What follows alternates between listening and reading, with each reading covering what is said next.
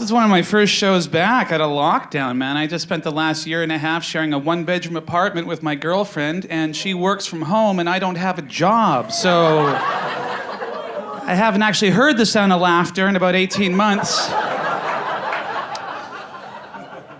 Thank you for coming out. Don't worry, I am double vaxxed. I mean, I still have herpes, but, you know, COVID, you're not gonna get, that's not airborne, you get that from toilet seats, we all know that. Thank you for coming out. My God, you could have stayed home and watched this shit on television, you know? To those of you under 25, I'll explain what a television is. Televisions are antiques. They were like these really big, boxy, fat iPads that we had in like the 70s, 80s, and 90s. And the weirdest thing about them was you could not pick what you watched. Some dude in a tower picked what everyone watched. He'd go, we're watching Knight Rider on Friday. And everyone's like, I guess we're watching Knight Rider on Friday. And then the next day, did you watch Knight Rider on Friday? Well, of course, the guy in the tower told me to. And if you saw tits on TV, that was the best day of your young life. My God. And you'd watch the same channel at the same time every night for the rest of your young life. It's the French channel after midnight. It's the French channel after midnight, just tits and hairy armpits as far as the eye can see. As soon as I'm old enough to hitchhike, I'm gonna pack a brown paper lunch and move to Montreal. Check out some of that Nuit Bleu that I keep hearing about.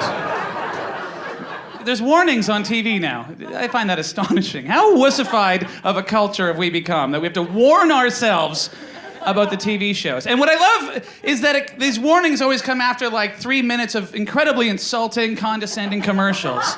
No warnings for those, right? Here's every commercial on TV. Hey, are you a dopey dad in the suburbs? Well, your wife won't fuck you and your kids have no respect for you. Buy a car and die, you consumer sack of shit! I guess I gotta buy a car. Yeah, are you some woman in a cubicle where you probably think your thighs are too fat? Here's some yogurt, you dumb bitch! Breed more consumers! Like that's the tone of every commercial. No warnings for those, but when you get back to whatever show you want to watch, you have to sit through some stupid warning for things that aren't even offensive. I saw this one the other day. The warning was actually this. It said, warning, the following program may contain scenes of nudity, sexuality, and coarse language. Not coarse language! Ah, fuck that. Those are the 3 best things in the world, aren't they? Nudity, sexuality, coarse fucking language. Especially when they're all happening at the same time. That's when you're having a really good afternoon. More nudity, more sexuality, more coarse language.